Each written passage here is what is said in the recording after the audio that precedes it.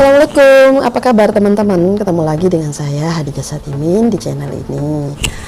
Semoga kalian terus sehat ya teman-teman, dan kalian terus bersemangat beraktivitas meskipun kondisi kita, negara kita saat ini sedang dalam masa-masa ya begitulah.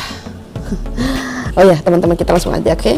Baik teman-teman, sebelum kita mulai jangan lupa ya klik tombol subscribe-nya, oke?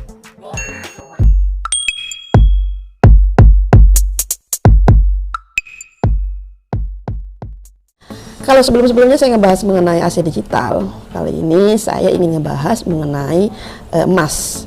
Yang mana kali ini kita sudah pada tahu ya bahwasanya investasi emas itu merupakan investasi yang paling konvensional yang selama ini dipegang oleh nenek moyang kita. Jadi sebenarnya penting banget ya untuk ngebahas masalah investasi emas ini gitu. Apalagi ya sekarang banyak sih penampakan emas-emas di luaran, bisa entah itu perhiasan, entah itu batangan, entah itu kepingan, entah itu juga berupa emas digital dan lain sebagainya. Nah, kalau yang untuk saat ini saya ini lagi senang-senangnya nih ngumpulin yang namanya aset emas logam mulia. Seperti ini teman-teman. Oke, udah muncul ya. Ya intinya seperti inilah ya, emas batangan antam. Jadi teman-teman, kali ini saya ingin membahas 5 tips gitu bagi para pemula untuk melakukan investasi emas bagi pemula. Oke, simak baik-baik. Jadi teman-teman, kalau kalian punya emas ya, misalkan kalian sudah memiliki emas seperti ini, entah itu 10 gram, 5 gram, atau bahkan mungkin sampai 100 gram. Nah, kalian bisa melakukan 5 cara ini dalam melakukan investasi emas. Oke, yang pertama, sebagai investor emas tradisional atau dengan cara melakukan bisnis emas secara konvensional, yaitu dengan cara membeli saat murah dan juga menjualnya ketika mahal. Tapi biasanya hal itu membutuhkan waktu yang lama, rentang waktu yang lama teman-teman. Dan biasanya orang-orang yang melakukan cara ini biasanya membeli emas tidak untuk dengan tujuan menyimpannya. Jadi biasanya memang mereka ingin mendapat keuntungan dari situ teman-teman. Jadi itu teman-teman untuk cara investasi emas yang pertama ya, yaitu menjadi investor emas konvensional. Oke, yang kedua yaitu menggunakan emas sebagai asuransi untuk jangka panjang. Ini maksudnya begini teman-teman, bukan dalam artian kita harus ikut asuransi ya, tidak. Tapi kita untuk yang cara yang kedua ini, kita bisa menggunakan emas sebagai tabungan untuk kita bisa mewujudkan sesuatu gitu. Contoh, kita ingin membeli sebuah mobil untuk tahun depan. Jadi kita tinggal hitung untuk sementara ini kita butuh mengumpulkan berapa keping emas untuk bisa setara dengan yang namanya satu buah mobil. Jadi kita bukan ngitung masalah uangnya ya, tapi ngitung emasnya gitu. Karena memang salah satu kelebihan yang paling diutamakan atau yang paling dimiliki oleh emas itu yaitu karena dia bisa bertahan dalam inflasi. Jadi contoh nih teman-teman ya, kalau kita mau beli mobil tahun depan dan kita mengumpulkan uang saja, menabung dalam bentuk uang, saya yakin deh kalian pasti agak kewalahan. Karena apa? Karena semakin hari rupiah itu nilainya semakin melemah. Berbeda dengan emas ya, emas itu ketika kita mengumpulkan kepingannya, kita hitung kita perlu berapa keping, terus kita mengumpulkan dari tahun kemarin seumpamanya emas, otomatis untuk tahun ini yang akan kita belanjakan untuk bisa beli mobil itu pasti nilainya akan sama gitu dari tahun kemarin. Berbeda dengan kita menyimpan uang gitu loh teman-teman. Karena apa? Karena di saat emas itu tampak menguat, pada dasarnya rupiah itu sebenarnya makin melemah teman-teman. Jadi untuk cara yang kedua ini kalian bisa gunakan untuk bisa mewujudkan impian kalian, untuk bisa membeli rumah, mobil, atau tanah dan lain sebagainya. Jadi intinya emas itu penting banget sebagai sarana penahan inflasi teman-teman. Oke, yang ketiga yaitu berinvestasi emas sebagai modal kerja. Nah, jadi ini gini teman-teman, untuk yang cara yang ketiga, kalau kalian punya emas, kalian bisa membuat emas itu menghasilkan cash flow atau ibaratkan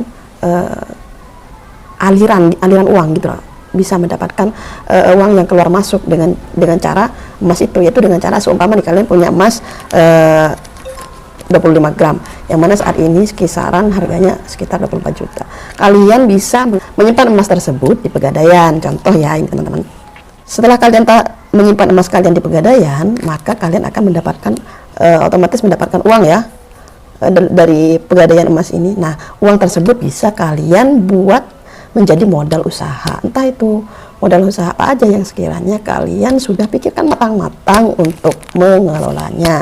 Nah, akhirnya dengan cara tersebut emas kalian tidak kemana-mana, sedangkan uangnya bisa kalian pakai untuk modal kerja, yang mana apabila pekerjaan tersebut bisa menghasilkan uang, maka kalian bisa kembali lagi menembus emas kalian yang ada di Pegadaian. Jadi seperti itu teman-teman. Tapi otomatis ada plus minusnya ya, karena untuk membuat modal kerja tersebut bisa benar-benar menghasilkan, kalian harus benar-benar memikirkan usaha apa yang benar-benar cocok untuk kalian kelola, seperti itu teman-teman. Jadi intinya emas kalian nggak hilang, kalian bisa tebus lagi setelah menerima cash flow dari modal yang kalian kelola. Jadi seperti itu. Untuk yang keempat, itu jual beli emas sebagai distributor. Contohnya nih, sekarang kan banyak nih bertebaran ya emas batangan. Kita bisa melakukan bisnis tersebut dengan cara menyimpan uang kita itu di bisnis emas. Jadi sebenarnya berbisnis emas itu teman-teman gak ada ruginya ya. Kenapa saya bilang seperti itu? Karena selain uang yang kita miliki itu ada dalam bentuk emas, uang kita bertahan dalam inflasi. Yang kedua, kita juga dapat untung dari hasil jual beli emas yang kita kelola, seperti itu. Apalagi seandainya memang ada reward-reward tertentu, biasanya kalau menjadi distributor emas itu akan mendapatkan reward berupa emas juga, seperti itu.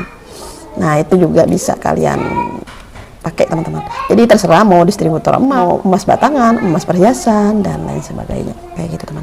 Nah, dan untuk yang terakhir, kalau kalian punya emas ya, kalian bisa berkecimpung di pasar modal atau trading forex. Tapi ini ada catatannya teman-teman. Kalau kalian memang kompeten dalam bidang trading, silahkan. Tapi kalau kalian tidak kompeten, alangkah baiknya kalian mencari opsi yang lainnya, kayak gitu. Mencari opsi yang lainnya. Kenapa teman-teman? Karena ini tentunya sangat beresiko ya. Jadi kalian bisa menggadaikan emas tersebut, lalu dananya bisa kalian buat untuk melakukan trading di pasar saham. Nih pastinya akan untung ya kalau kalian memang punya skill. Tapi kalau teman-teman belum punya skill, alangkah baiknya jangan deh. Mending pakai opsi yang lainnya, seperti itu. Oke, mungkin hanya ini dari saya sementara ini, semoga bermanfaat ya. Terus semangat untuk bisa menabung emas, karena nggak ada ruginya ya kita menabung emas, apalagi di zaman sekarang pandemi lagi gila-gilaan. So kita harus safety. Hai. Oke teman-teman, semoga bermanfaat. Assalamualaikum warahmatullahi wabarakatuh.